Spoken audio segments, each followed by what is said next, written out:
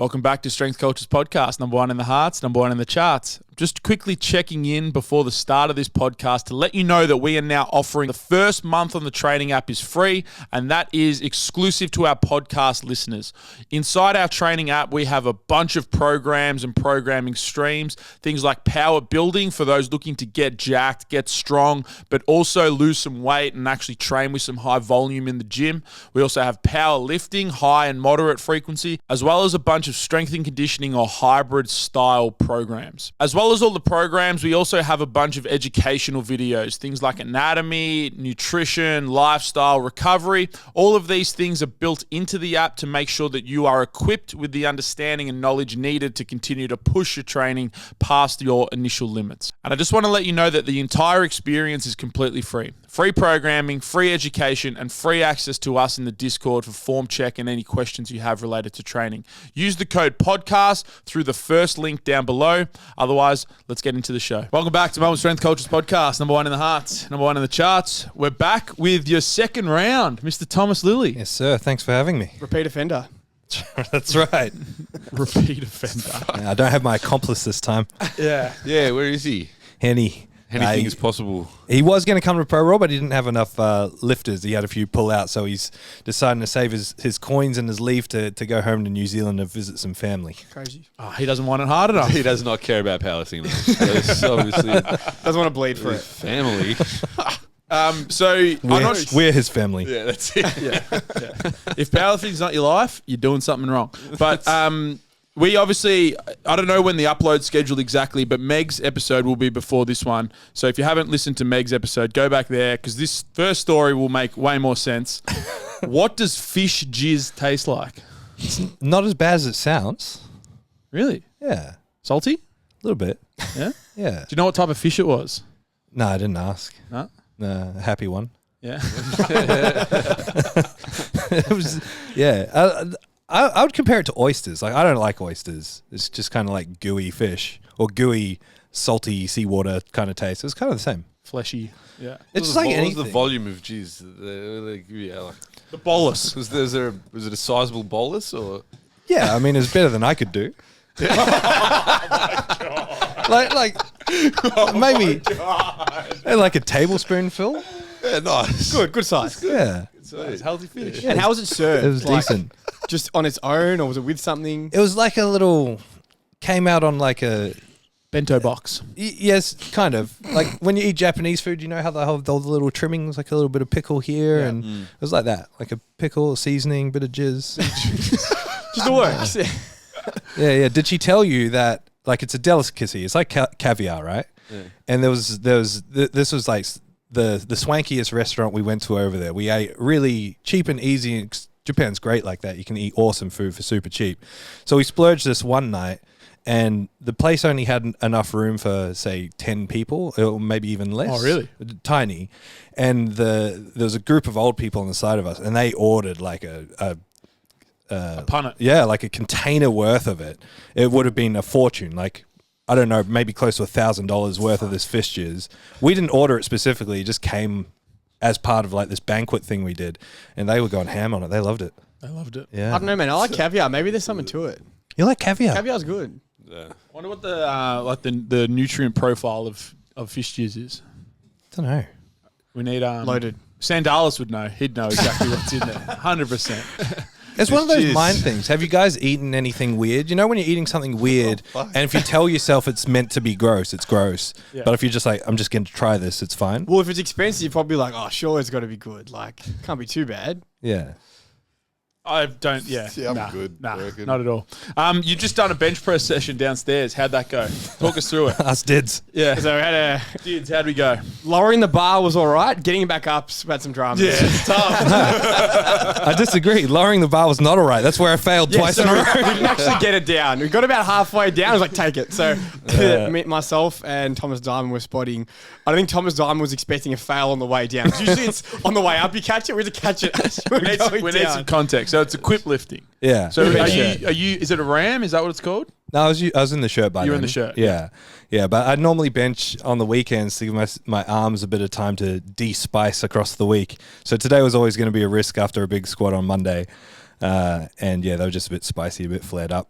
Yeah. So wasn't feeling real good. Felt like my arms were going to explode. But we had a crack. That's all that That's matters. the main thing. We've had one equipped lifter here, Dave Briguglio, and I remember the first time he only did bench though for equipped. He was just like a bench specialist. And I remember the first time he did his training cycle here, it was like week 4 in the block and he still hadn't touched his chest. And in my head, I was like, what the hell's going on here? And he's like, yeah, I just need more load. And like he'd come back the next week, another 10 kilos, and it gets slightly closer, slightly closer. Well, that happened today. I was 220, didn't touch your chest. I'm like, is that normal? You're like, yeah, it's normal. I'm going, okay, cool. As long as it's a normal thing. Like, yeah. Well, this is where it's hairy. My competition's in 2 weeks. My shirt got stolen a few weeks ago. So this is a brand new shirt and it's not broken in. So I haven't actually touched the chest yet. So it's a bit of a gamble. Still not sure if the shirt even works. Nah. If I can't get a touch with something I can press next week, I'm going to have to either just token bench raw to not bomb or just go in and if I bomb, I bomb. What happened with the stolen shirt? Who's stealing bench shirts? I don't know. I feel like you could handpick the people that in the gym. I'm assuming someone from the gym stole it? No. It was at home. Oh, what? Yeah, it was at home. Like I live in an apartment and Was it's it like Meg? no, probably. Probably. I live in an apartment. It's a secure parking thing. My car was unlocked, so I'm partly to blame. But someone got into the secure parking. But it was weird, man. Like I have an EpiPen in my car. I have shitloads of Ritalin. I have the keys to my house. They went through all of that, didn't touch it. They just reached into the back of the boot and just grabbed whatever was there, and my bench shirt was with it. They grab the bench shirt. They'll look at that thing and be like, what the fuck Yeah, is they this? get home and be like, What why has this dickhead got a piece of shade sail sewed into the shape of his shirt? What a fucking idiot. With the smallest holes ever for arms. Yeah, they'd get a rude shock. So I've been looking on Gumtree, but no like. I feel like it's in the bin. Yeah, it's gone. She's tossed. gone. No good. Gone So what were skis. you attempting to bench today? 250. 250. Yeah. And you're obviously doing a 3 lift. How's the squats and the deads going? I went 385 on the squat on Monday, and that was decent. Just decent. And I'm deadlifting on Friday and hoping to pull around 370. So that should set up for hopefully something good. But bench is just going to be the question mark. Yep. When was the last time you did an equipped comp? Well, I've only done like 3, but everyone thinks I'm the equipped guy. I've been competing since I was 18. I'm 34 now, but I'm the equipped guy because I've done 3 equipped comps. The last one was like 2020 or 2020. Yeah. Nice. Do you prefer equipped lift? Oh, I'm assuming if you've only done 3 comps. I feel like it's just, Yeah. is it not just a pain in the ass? It is, but I'm seeing the hip surgeon again, and I've had 3 hip surgeries, yeah, so yeah. it's keeping me together. Squatting without the suit is pretty unbearable at the moment. So it's a good way to keep powerlifting, keep doing what I love. So Yeah. yeah, What's going on with the hip? Same. yeah, it's just same stuff. I've got no labrum left on my left side, and a bunch of arthritis and funny bony stuff going on. It's just a bit cactus. Yeah. Yeah. Oh, good. Yeah. good. The solution is you got to squat 400. That's the only other option. Yeah, that's right. That's right. After that, it's just push, pull, run, baby. Yeah. Let's Come go. Cut it out. Let's go. Would you ever do a push-pull run? I would, yeah. I'd Because be we down. need, apparently, we've got a super heavyweight coming in. Did But 130. yeah. Who's that?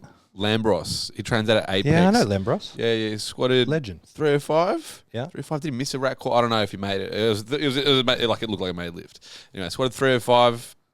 He's a big boy. He dropped in the He's a big Discord that boy. he's going to do it. So hopefully... No, he DM'd me And as now it's well. on the He's like, podcast, so he DM'd me. I'm I gonna hold you quote, accountable. I'm going to show these dogs that you don't have to be light to run. That's what he said. So I'm fucking all for that energy coming in. Absolutely. Put the heavy in heavy run club. Yeah, that's it. Heavies. Yeah, literally. So you do that? You would do a hybrid style? Yeah, I have no opposition to that sort of stuff. No And way. squatting is a big drama. So if you can deadlift and bench and then do the run, Yeah, why not?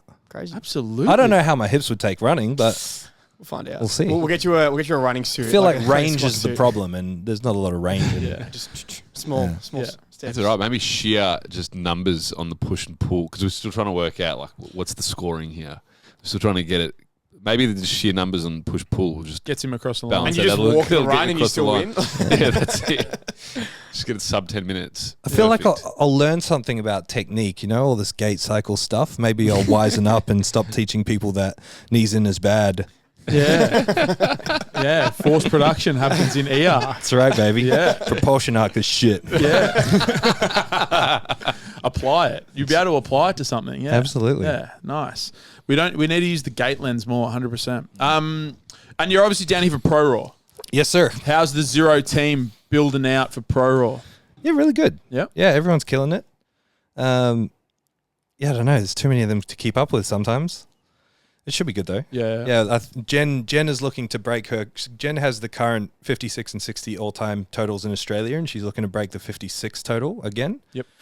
So she should go 500 at 56, which is pretty crazy. She's doing wraps or sleeves? She's in wraps this year. Wraps, She did sleeves last year. Lydia Hankey just competed on the weekend, and she's hoping to bump that up a bit more, so she should go 600, hopefully 600 plus. We'll see. Tom Hardy's doing his first ever ProRaw. He should squat high threes at under 95 and should go low to mid eights at under 95. He should kill Tom it. Hardy. That's a real. It's a mean name. It's a good name. Yeah. Yeah, that's right. The whole team's coming in really strong. So, I saw on Instagram a little while. It might have been like 12 months ago, but you've got a new junior from New Zealand. yeah, Theo Maddox. Yeah, Another great name. Yeah, Maddox. Yeah, yeah. Maddox. Yeah, he's a freak. Yeah, where's he come from? I don't know. He was like 19 and total like 800 or something, didn't he? What was it? 960. 900. Sorry for undershooting 100 kilos. there. 960 ish. At like 19 years old. Yeah. Surely that's like an all-time record. Yeah, he did the biggest ever deadlift by a teen. Which was? He pulled 390. Oh my God. Just missed out on 400. And I can't remember if it was the biggest total by a teen or not. I'm not sure. Yeah, I'd have to go back and check on that. Yeah. I don't know. There's a lot of these numbers. They're hard to keep up with sometimes. Yeah. But yeah, he's an absolute monster. He hurt his back shortly after that comp, so he's just been rehabbing that, and he's back now. So he pulled 350 the other day. Yep. He's competing in June, but yeah, he'll have a very bright future. He's 20 now, and he should total 1,000 before the time he's 21. Holy moly. But yeah, in sleeves as well. In sleeves. Yeah. Wow. Yep. Just absolute monster. So it was 960 in sleeves. Yes. Fuck, man. Yeah, and then I've got. What was the breakdown there? Sorry. I'm struggling to remember, but I believe it was a 350 squat, Yep. 212 bench, and 390. 390. But yeah, one of those numbers is wrong. Either that or the total was 62.5 or something like Yeah, that. but something in those ranges. Yeah. Yeah. Wow. Strong, heavy. Yeah. What were you benching at 19, Dids? Fucking like 100 kilos, if that. Like, fucking hell. Yeah, that's wild. And how did you find, or did he reach out to you, or was he someone that you sort of saw coming up, or? Yeah, I'd been paying attention to him for a while, and generally reaching out to people because I sponsor a lot of these lifters. Reaching out to people, I normally get a bunch of character references and then get to know them a little bit, and then talk to them and go from there. So yeah, that just kind of happened organically over a couple of months. I've got a new kid over in South Africa as well. He's squatting high threes. He's done 380 in comp, benches 230. He deadlifted 400 in straps at under 110. So very, and he's 21 or 22. Very, very, very strong boy. Yeah. It's wild over there as well. Like they're not training in gyms like this. Yeah. They're just training at like Virgin Active clubs. The bars are fucking flapping around. They bend every bar, So every I've workout. got a very topical moment. So Thomas is going to go bench 250 before the podcast. As he's warming up, he's using one of the ABC power bars. And often I have to convince people that even though it doesn't say Rogue on it, it is a power bar. And Thomas is here fucking about to work up to above 200. I'm like, all these people squatting 120. Like, oh no, I want the Rogue instead. I'm just like, far out. But your opinion on the Rogue power bar is, the ABC power bar, the ABC power bar. Second best power bar there is. Only second to Alico competition power bar. The ABC bar. Yeah, Yeah. absolutely. Way cheaper than all the other Way options cheaper. as well. What? 350, Says Australian in 400 the bucks. name, like can't go wrong. The black anodized coating never rubs off. Always looks fresh. is a good point. Your We've had bars them are for a probably while. what, 8 years old, 6 years old, something like that. Most of them will probably be 5, yeah. Yeah, I have ones 8 or 10 years old that look like that. Yeah. And the knurling's the same. Like absolute fucking best bars You got a discount code? on the market. No, I've only bought them once. Yeah. You didn't need to replace them because they're that good. Yeah. Honestly, if I had to fill up a gym with bars that wasn't Eleiko, I'd get ABC 100% of the time. Yeah. Yeah. You got Eleiko on speed call though at the moment, don't you? No. Nah? Speed call. No. Apparently, I got called out. Apparently, all my stuff's fake. So it must be fake Eleiko. Like, Who fuck, said that? I'll give you the login to my bank details. You can go have a look. It is very real. Wow. Did they call Was you that out a direct publicly, call out? or is it like Was that this word guy on the said street? this? No. It was publicly. It was a Facebook status. It didn't say A zero, Facebook status. but it was very like obviously. I feel like just the fact about that it's us. Facebook, I think I know who you're talking about. No. I don't think you'd know who this person is. All right, fair enough. I'm curious to hear who you think it is afterwards. Yeah. That's Did you wild. address that call out? I'm interested in the dramas. That's it. I don't love know dramas. I don't know that much about powerlifting, but I like the dramas. He knows about dramas. Yeah, I know We're talking about money here. I know Money about dramas. Money dramas, fantastic. That's it. I did. I addressed it. Yes. So did you just buy more Eleiko? Is that the No. I asked the guy. I'm like, or I said to the guy, Where do you get the "Hey, balls?" how you going? I hope everything's all good. Look forward to seeing you at the next comp." I really hope that status wasn't about us because I can absolutely assure you that. Blah blah blah. Yeah. Just being the diplomatic guy. Yeah, nice. As I would have expected from you.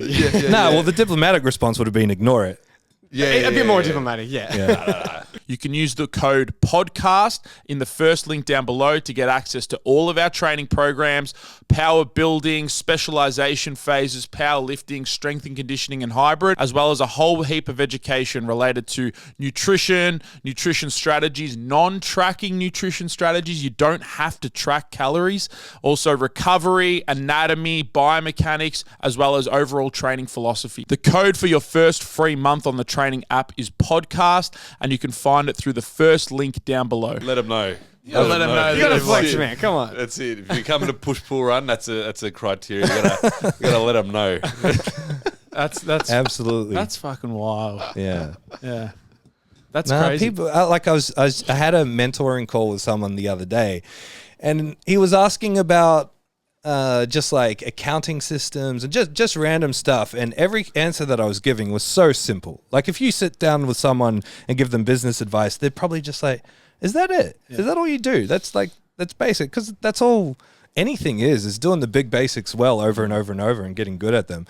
And he's like, "This all sounds too basic. It sounds like you've just built everything by working really hard and being smart with your investments." I'm like, what did you think it was?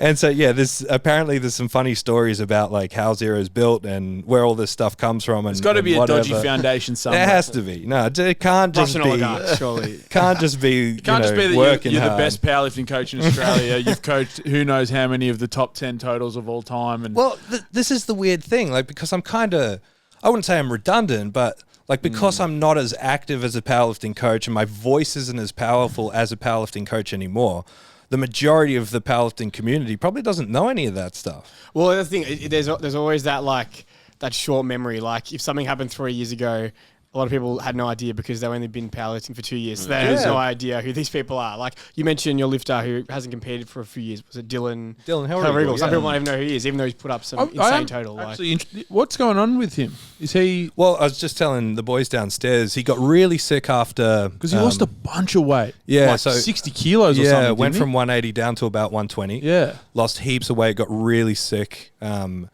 then he had a kid, and then he had a little injury, and then he had another kid, and now he's back in full swing. So he's competing later this year, and hopefully we can take the all-time Australian total, because he's got the all-time deadlift.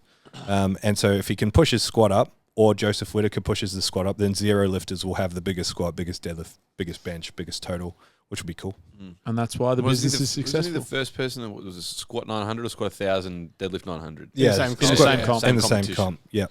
I remember that. I was at that was comp. big. Yeah. That was when Will Crozier and Seb Orob had a big toe-to-toe as well. Yeah. Yeah. Yep, nice. yep.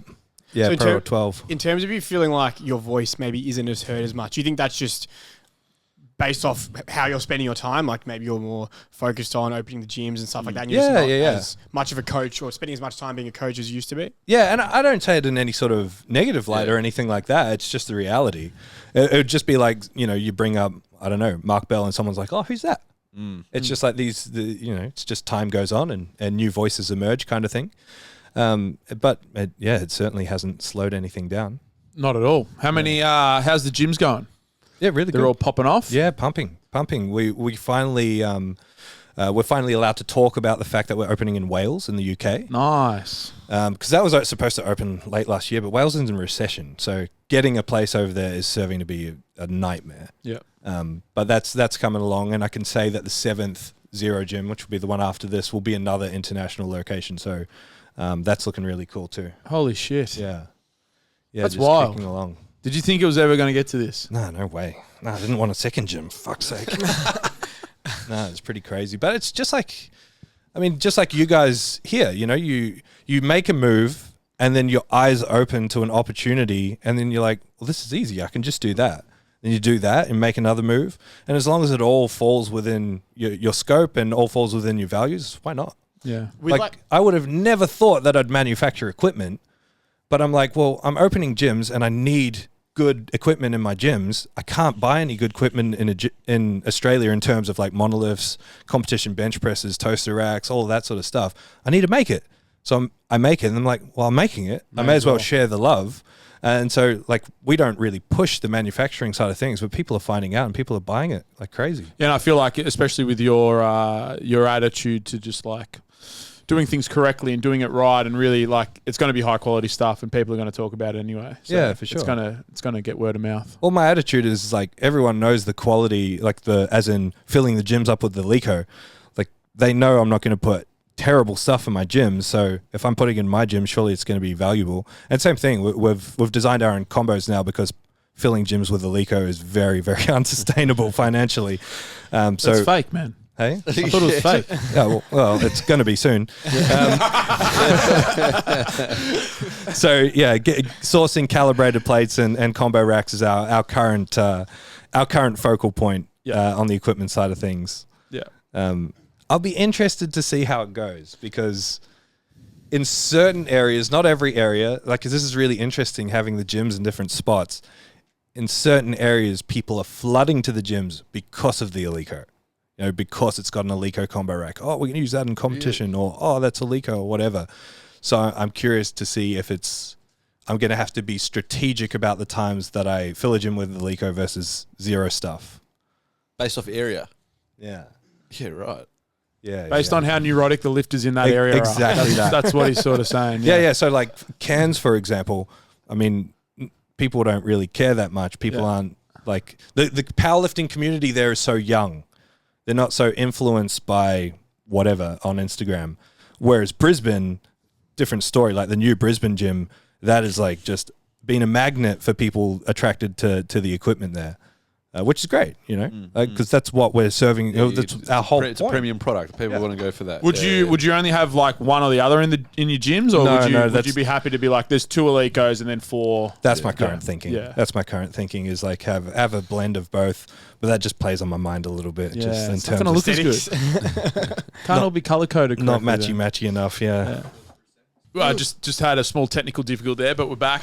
We were talking about the manufacturing and the layout of your gyms and stuff. So you would probably, I think that's where we were. Yeah. Just saying, like, it might mess with my head a little bit, but no, that's probably what we'll do. Yeah. Are you allowed to say where the 7th gym is, or No, even not an yet. area? Can Not you say yet. anything? No, Can you no. give us a continent? Nah.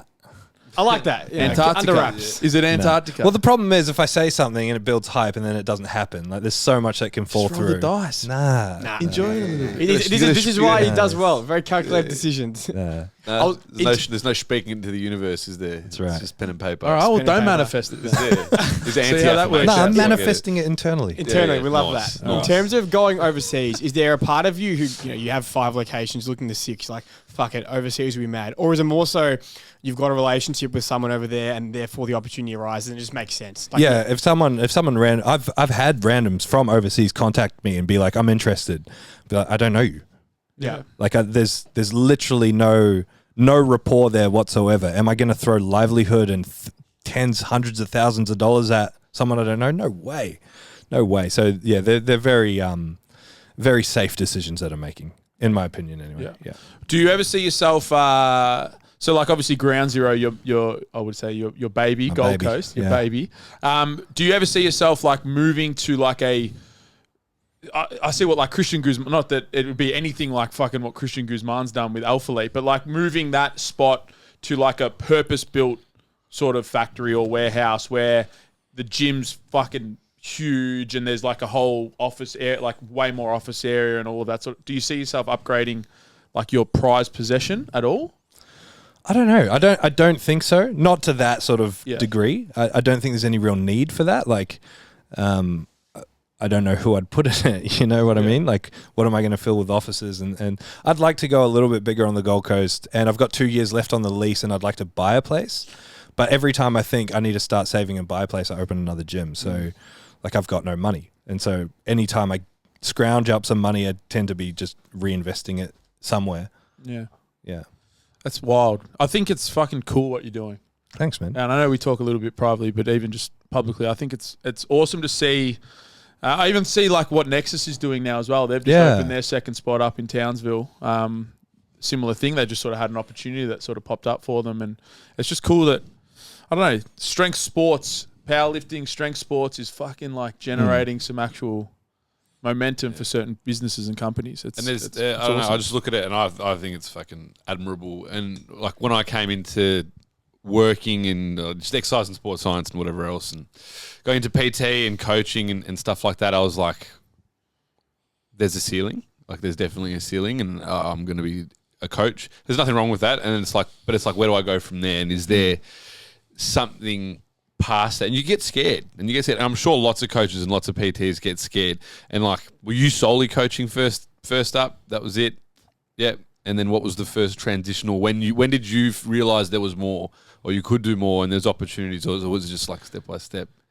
Yeah, there was no massive like defining moment. It's all happened very slowly. Well, very slowly until I worked out what I could do. Yeah. And so like this would be if people are listening to this and want to know how to go like beyond that ceiling, this is where every coach, every gym fails or has failed in this space in the past, is that like think of the natural progression of a coach. Okay, I'm a coach, I fill up my client base, I either open a gym and then fill the gym and my client base and then that stops there, or I bring on another coach for my brand. That's where everyone does it wrong, because they're just like, I need to find a coach that aligns with my values and then I'm just going to give them clients. And some people do okay with that, like just building out like a contractual system where they filter clients out and take a cut. Where Zero's success is and how we've gotten bigger and will continue to get massive is the coaching product itself, is the system. Like if you listen to my stuff, I'm always talking about, you got to have a gold standard that you're working towards. You got to have a big, broad understanding of what technique is and how it sits at the top of the pyramid. And every coaching decision filters underneath that, because everyone in Zero has essentially, I've just taken my coaching and put it in them. Now I just have a shitload of Thomases out there. So my product, it's in safe hands. I never have to look at Zero Mackay and be like, why are they programming like that? Why are they coaching like that? They're all just doing my stuff. And so if you want to expand, if you want to, have more reach, if you want to continue to scale upwards, you have to be able to take your product and put it out there to other people. That's it. Like that is the secret. That's why Zero is doing so well. Literally that. I wouldn't put it to any sort of like crazy marketing skills or business acumen. All of that has come post understanding that one thing. Your initial tool. Yeah. Ultimately. What was there anyone in your development that helped you sort of put that lens on of like your training model? Like this is how I do things and why I do things, like, or has that always just been something that's come naturally where you've sort of just refined this process and all of a sudden this is just my strategy? Yeah, I think I can't point to one person. I can't point to one moment. I've definitely had influence, but it's certainly been something that I've worked out mostly independently. And I mean, it's not groundbreaking stuff. In a nutshell, we look at technique, because technique for me is everything. Coaching is technique. And so when we look at technique, we look at it the same way that Dan downstairs would look at one of his clients, which is like if Dids fucks his shoulder, goes to see Dan, Dan doesn't have to take a photo, a measurement, MRI, CT scan, send it away, get a perfect model of Dids' shoulder back and be like, hey, this is your shoulder. This is how it works. This is what you've done to it. This is how we're going to fix it. No, he's like, here's a shoulder. Here's how a shoulder works. You're a human. You've got a shoulder. This is what's fucked about it. This is how we're going to fix it. It's a very standardized approach. And all this like individualization of technique, there's only two things that you individualize in technique, where your hands go and where your feet go. Everything else is shoulder, hip, torso, all the same stuff that we have. And so we break technique down into what we call biomechanical rules. There's 3 rules for each lift, and every single breakdown relates back to these things. And we just understand that super in depth. All of our programming then revolves around that. All of our technical cueing revolves around that. And I mean, that's what my coach development thing is. It's just like, fuck, I think I've got something here. I want to share it with everyone. And from that, I'm like, I'm turning people into mini-me's. I can hire mini-me's. I can have more mini-me's under zero. And that's just how it's sort of grown and that's from the there. natural. And then all of a sudden, gym opportunity pops up. But along the way, Chad Wesley Smith really influenced my programming style.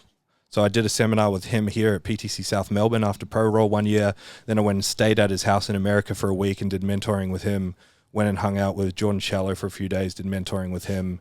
Later in the piece, after I came across Pat Davidson, we did a podcast with him on Peak Speak, and then I did 12 or 16 weeks. He gave me an hour a week of his time, and I just presented my model to him. I'm like, look, man, I say this stuff and I teach this stuff and I make money out of this stuff. I want to know if I'm talking shit because I don't have a degree. I don't fucking have Cert 3 and 4. I've got nothing. I've got a degree in nutrition, but like lifting, anatomy, nothing like that. So I presented it to him and it all checked out. And so, yeah, I didn't have to change much, if anything. And then a few other people similar to that I've picked brains with and asked questions of, and Yeah, so you've been refining it over time. Yes. Yeah.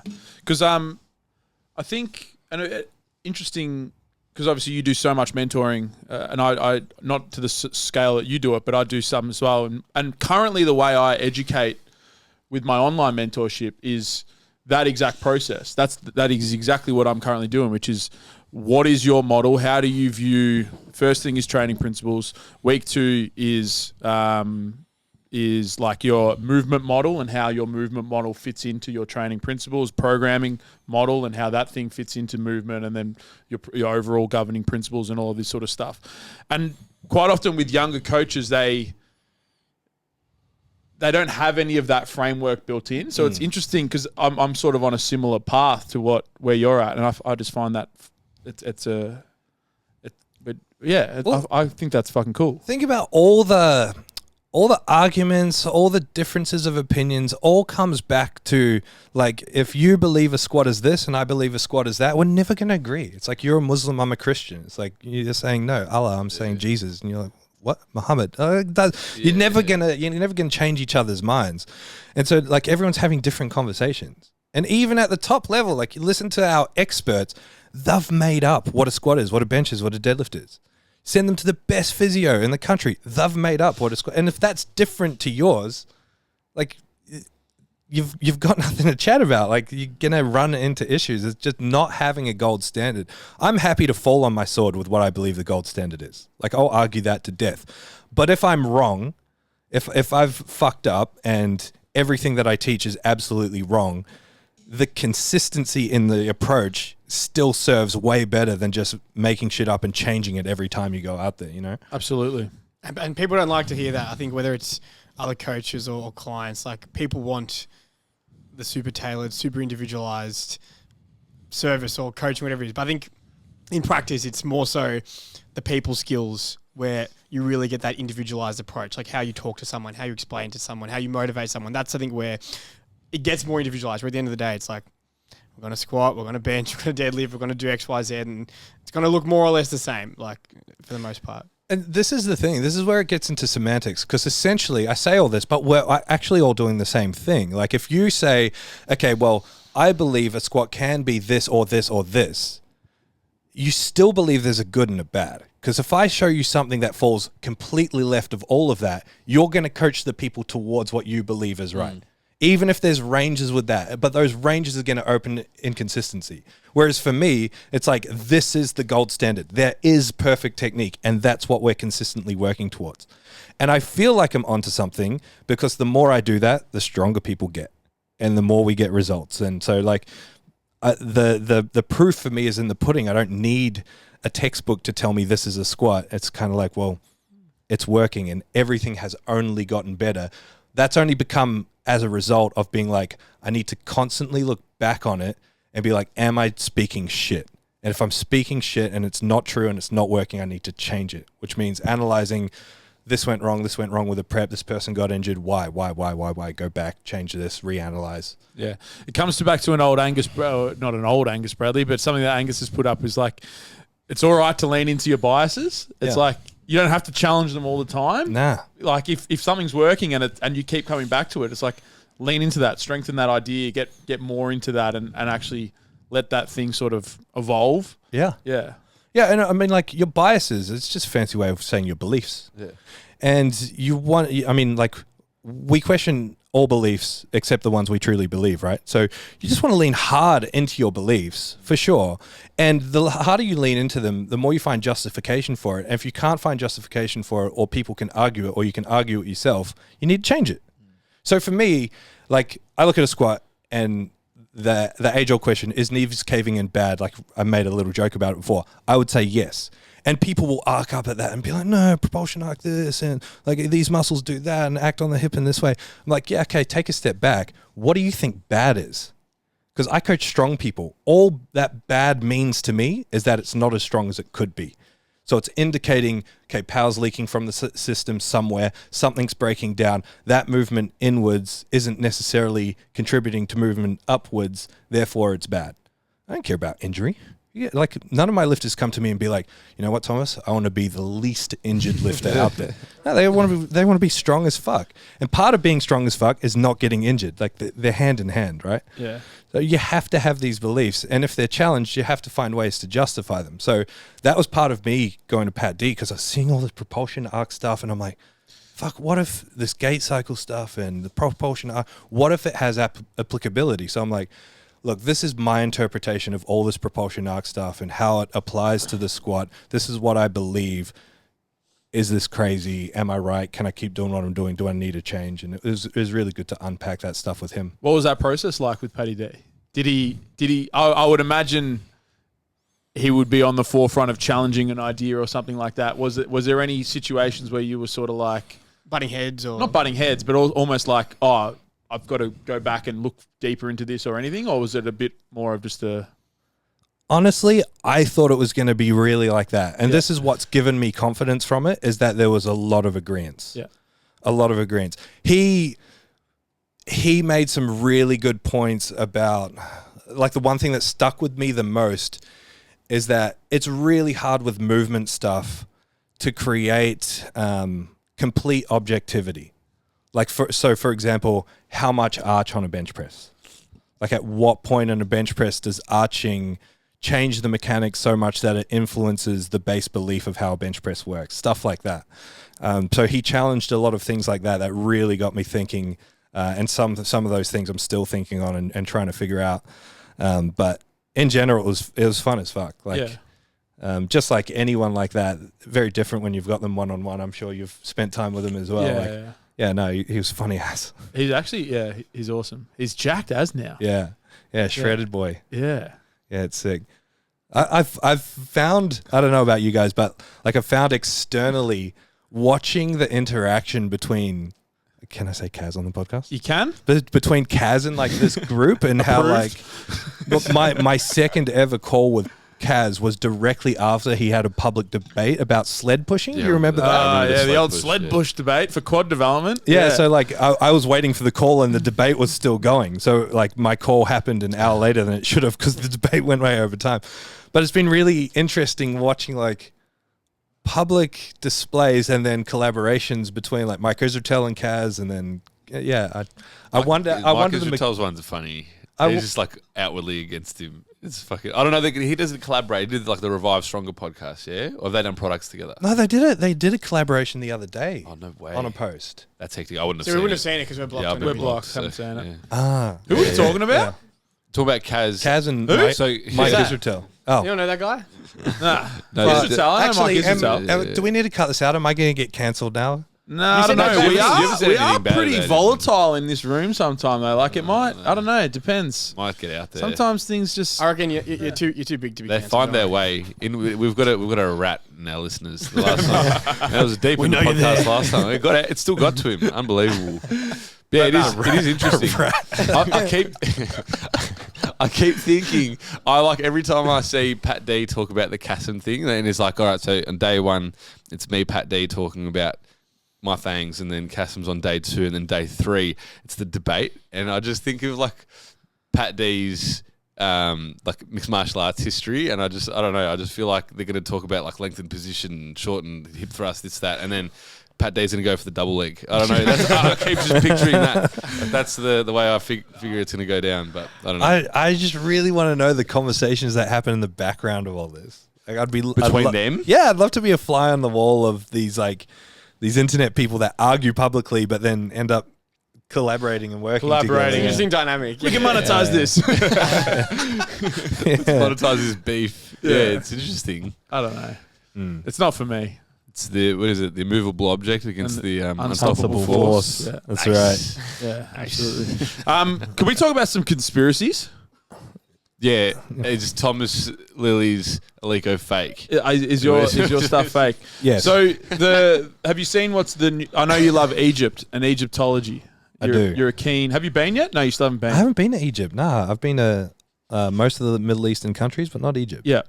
Have you seen the new tomb that they've found in the Great? Not tomb. They've found a new passage. Yes. What are your thoughts on the new passage in the? How are we finding a new passage in 2023 in the Great Pyramid of Giza? It's the pyramids. It's a mystery. How much more shit's in there? Don't know. What have they not explored it? Don't know. I haven't seen they sent a little drone thing down there, right? Like a little unmanned vehicle down the passageway. Oh, really? Yeah, I haven't seen the footage from it. Yeah. Not exclusive enough for that. You're not exclusive. You don't have that much pull. No. We got to be careful. If we get started, I'm not. So we could go. I'm not stopping at an hour. But we've got 18 minutes, man. No, I want to know what your theory on Egypt is. Was it built 20,000 years ago? Do you reckon? 20,000. 20,000 years ago. Oh, I don't know. Where are you getting these numbers from, Jamie? I'm a Graham Hancock fan. Yeah. You know who that is? Yeah, absolutely. I'm a big Hancock fan. And yeah, I trust him. He's my boy. So you subscribe to the younger Dryas theory? Absolutely. Yeah. Yeah. What's the theory? I'm lost. I'm just sussing. I've heard of Graham Hancock. Word on the street was aliens, not the Graham Hancock. I don't know if that's Graham Hancock's thing. Yeah. What's this theory? Man, the pyramids are crazy. So crazy. Like 10 years ago, there were only 3 cranes in the world that had the power to build to pick up the majority of the blocks used in the pyramids. And they reckon that these hunter gatherers just one day were like, oh, fucking build a pyramid. Why not? It's actually pretty wild. Yeah. And still no one knows how they So, yeah. picked it up and moved the shit. And some of the stones come from quarries like hundreds of miles away. Yeah. Yeah. So the younger Dryas theory is 12,800 years ago, I Yes. believe. We were hit with a couple of meteors that impacted on the continent North America, but northern North America, almost up near Alaska and stuff. And there used to be an ice sheet that covered there. And as the impact came down, it sort of just like obliterated the ice, put a whole bunch of like steam and smoke and dust and shit up into the atmosphere and started incredibly fast warming of the planet. And all of the ice melted and the melt water just started like running around the world, like destroying continents and everything. And then we went through this very aggressive heating period, and then we went through a very aggressive cooling period, and then we came back out and we've sort of stabilized, and that's where we sort of are now. And a lot of the theory on evolutionary humans is that is the period where hunter-gatherers began to evolve, and we started to create small cities and small and we started farming, or not farming, but we started the idea of there was skilled workers within the tribes, and that's and then you just follow that theory all the way along to where we currently are. But there's so much evidence to say that the pyramids were before all of that. And they were already built. This event happened, washed everything away, washed all the people away, all the evidence of everything. And then people came back and found all of this stuff and just and that's the modern day Egyptians of what we think about now. But it was already built before that period. So we regressed, and now we've lost it. So we've lost the technology. The Graham Hancock, the theory that I subscribe to, he believes in this ancient lost civilization. So when all of that happened, there was an ancient advanced civilization that got wiped out. But the few survivors navigated the world and then taught people how to build stuff, how to do stuff. And there's just stories and artwork in every corner of the world telling the same archetype of story. And it's crazy the descriptions of the people are the same in South America and Indonesia and Australia. Crazy how coincidental all of this would have to be. Wild. Yeah, and then there's archaeologists that sort of they kind of block the progression of the new model and the new theory. It's like the fitness industry. You're not allowed to say anything different. You get cancelled. You get cancelled for challenging the ideas. That's right. So there's all this new stuff popping up all the time about and they've just found this new passage or something in the Great Pyramid. I would have thought they had that thing on lock and they know exactly what's in there and what's going on. That's kind of mind-blowing. You really would have thought that, especially with technology. They can X-ray something like that and see everything. Don't know. Yeah. What other conspiracies are you into? I'm only into the truth, brother. I don't believe in conspiracies. Yeah, do your own research. There's nothing else. There's nothing else that just Nah, nothing wild. Just the whole Graham Hancock, ancient advanced civilization. That's probably the craziest thing I subscribe to. Yeah, fair enough. Yeah. Fair enough. So we were chatting to Meg about some of your travels. What's coming up over the next few months? You guys are going to Greece, apparently. They're cancelling Spain, Italy. And you're going to Greece. Greece. We got to go to Spain for a wedding. Yep. So doing a little bit of Europe, a few places that Meg's never been to Europe in general. I've never been to Greece or Spain, so we'll go to them. I love Turkey, so we're going to Turkey. I've always wanted to go to Cappadocia, so we're going to go there. Yeah. See some balloons. Haven't you done that? Nah, I booked it. You booked it and then pulled out. COVID and that. Yeah. It was a mission to get there.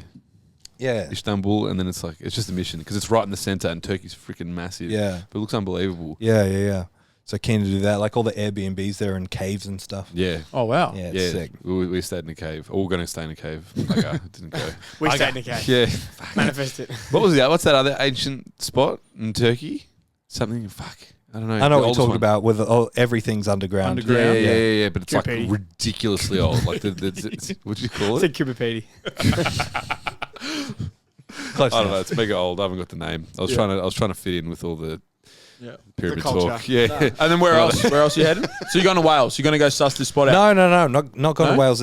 We might go to Wales if the gym opening times for then, but it's not enough time to get everything. I've already got the Alico over there. I've got. Is it real? Oh, so you're ready to go. Yeah. I don't know. I'll have to go look. Got all the Texas bars, got mottos and benches. Should import some Australian barbell. Yeah, get them over there. So the equipment's coming in, but the remaining equipment that would need, I don't know if it'd be ready in time. Yeah. And we don't have a lease yet. How long has this Wales gym been in the like you're saying? There's obviously some economical stuff that economical, Yeah. that's the word. That's slowing it down a little bit. But how long is this process? Because I know we talked about it a little while ago, but Yeah, we formed the company after ProRaw last year. 12 months ago. Yeah. Wow. Yep, so it's been a year. But the plan was to make it happen very quickly. We thought we could form the company, get all the equipment, get a lease, but finding a place. Because they're in recession, so the landlords are just super cagey. They're just, They don't want to start. Yeah. Because in case the business goes Exactly. under. Yeah. Which is fair enough. Risk management. But it'll turn around eventually where everyone's desperate for tenants. yeah. So What's powerlifting like in Wales? Is it much terrible. terrible? So you're Yeah. trying to break into it a bit, try and start something up? Yeah, so this is the thing. I mean, it's no secret I'm heavily involved with APL, right? And And so seeing the model of how we can have a federation, have ownership of a federation and gyms and like that whole, I mean, you guys have experienced the same since breaking away from PA. It opens the eyes in terms of, okay, I've got a gym, I run novice comps, I filter novices into sanctioned competitions, and I pull the money from those things, reinvest in the gym, grow like that. So doing that on a broader scale is, crazy. So being able to do that over there will be huge as well, because UK is just where Australia was, say, 7-8 years ago. And now I've seen how we can change powerlifting in Australia, and being a part of that, it gives me confidence to do it. You can do it over there. Yeah.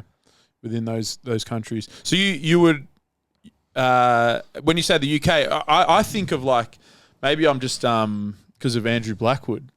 With Ireland, and obviously not in the UK, but in that area. Well, he trains in a garage. Maybe there's not a lot of powerlifting gyms in Ireland. Man, it's not a garage. It's a shed, and it's.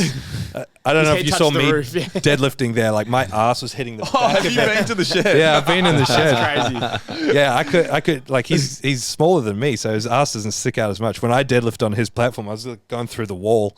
Then his dog comes in and grabs chalk every 5 seconds, and you have to chase it around the yard. It's chaos. It's awesome. So that's the level of powerlifting. That's right. No, well, because he was talking about there's these 2 massive gyms in Ireland. The abs comps. Have you seen the abs comps? Nah. Abs comps are probably like the craziest powerlifting comps around. They run these comps with like they've got like custom equipment with like crazy artwork on it. They'll get a live band. They got pyrotechnic stuff. They got fire breathers, ring girls. What? They do a full press conference of like the pro lifters, like UFC style. Yeah. They go all out. That's mad. Yeah, look into the Abs Pro and have a ABS. Look at, ABS. Yeah. But that's the competition, and from the outside looking in, looks like it's crazy. When you go to the actual gym, it's nothing impressive, and that's in Ireland anyway. But UK is very much it's still just, I don't want to be offensive, but kind of a backyard sport. Like it's not very professional. It's not very well run, and just little things like having a clean venue and nice equipment makes a huge difference. Absolutely, without a doubt. I even sometimes feel that powerlifting in Australia is still that. Oh, absolutely. Yeah. And it's just the problem with powerlifting is that it's run by powerlifters. And so like a federation pisses someone off and they're like, I'm going to do everything different. Copy and paste the rule book, change one thing.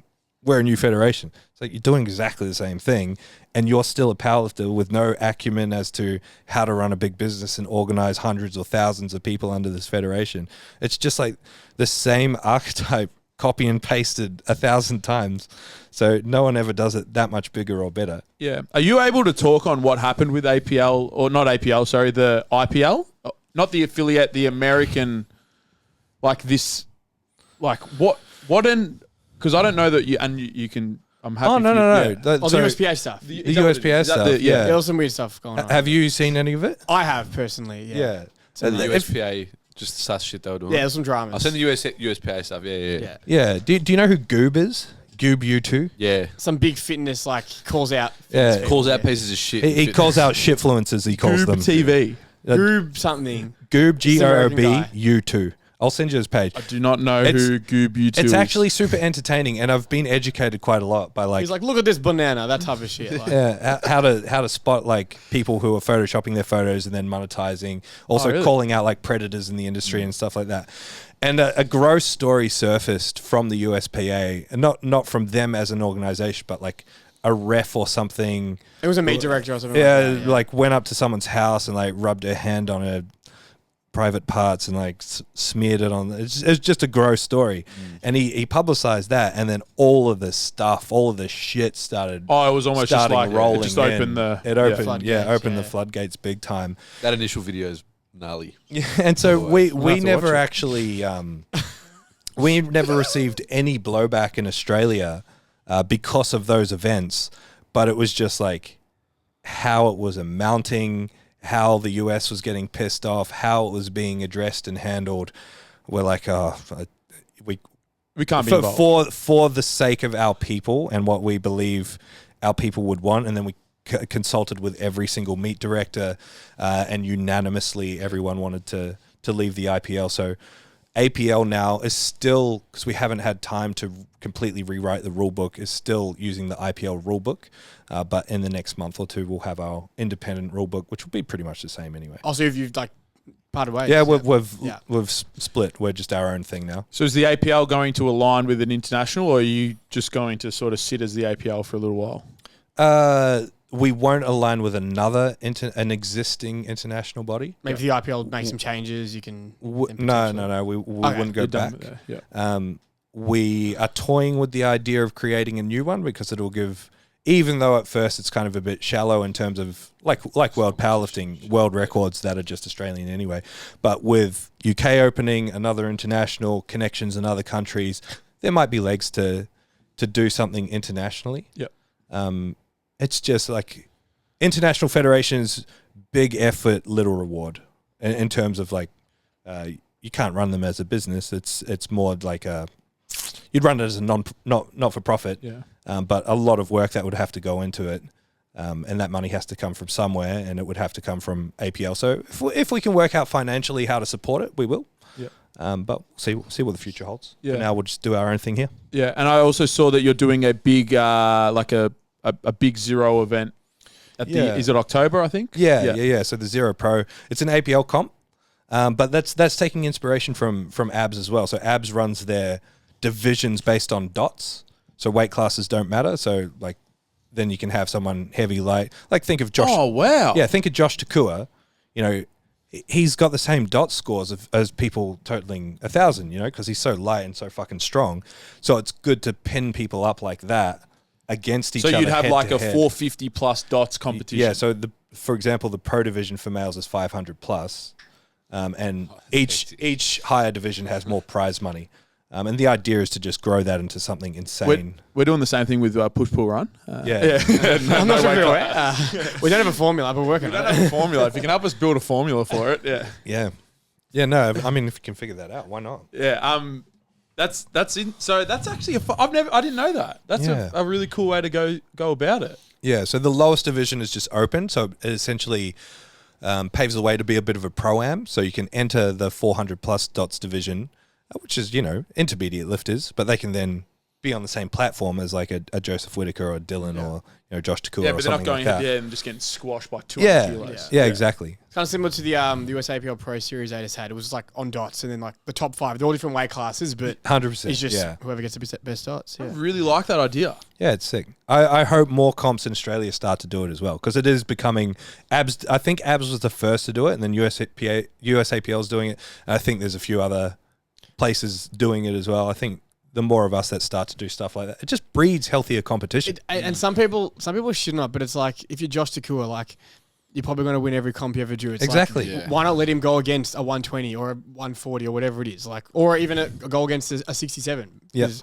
they can actually verse each other. Versus he just does the same comps every year against the same handful of people. Yeah. Yeah, that's wild. I think he's just booked into a WRPF. I think powerlifting's in a fucking awesome spot.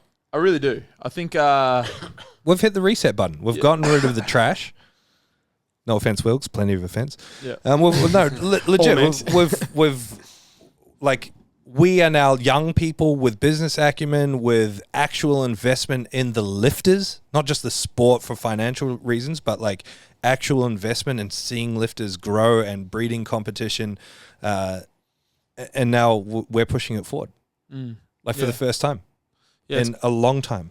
It's going to be cool. I think it's going to continue to evolve, and like even with USAPL Nats last year, that was an awesome competition. This one sounds mad. I love that idea with no weight classes. It's all on dots. How many do you reckon you'll get at that? I think we'll fill up the comp in terms of like, it's over 2 days, so we can cater to 150 lifters. Yep. Whether or not we'll have a lot in the pro division remains to be seen. We'll see. We haven't announced the prize money yet. Oh, that was my next question. Yeah. Once it'll be. Zero's going to put forward 20 grand. Oh wow. That's my current plan, and then with whatever sponsorships we can get together, I'm hoping to push that to 30 plus. But yeah, and until we announce that, I think we'll just be in the dark as to who's really going to do it. I think once we announce prize money, people start going, I'm kidding. Absolutely. If you put, if you can make $5,000 or whatever, and without a doubt, that will bring them out. All right. I think we're kind of done. That was Sweet. awesome chat. Thank you very much for coming back. Thanks for having me again, boys. And you. we'll see you next time on the Clout Tour. Yeah, if you've made it this far, don't forget to rate us 5 stars on Spotify. Subscribe on YouTube. Thank you very much. Yeah. And if anyone wants to follow you, the specific links will just be at the top of the description box down below. If you want to follow either Thomas or the Zero stuff, or even some of the APL stuff, Nice. get involved. Sweet. If you enjoy the way in which we view and talk about training, I'm going to assume that you'd probably also enjoy the programming and the strategies we use for our clients and athletes here at Strength Culture. You can get free access to all of our programs by using the code podcast through the first link down below, as well as a whole bunch of educational videos where we help you understand and better apply the things that we talk about in the podcast. Again, first link down below, podcast as the code, and your first month is completely free.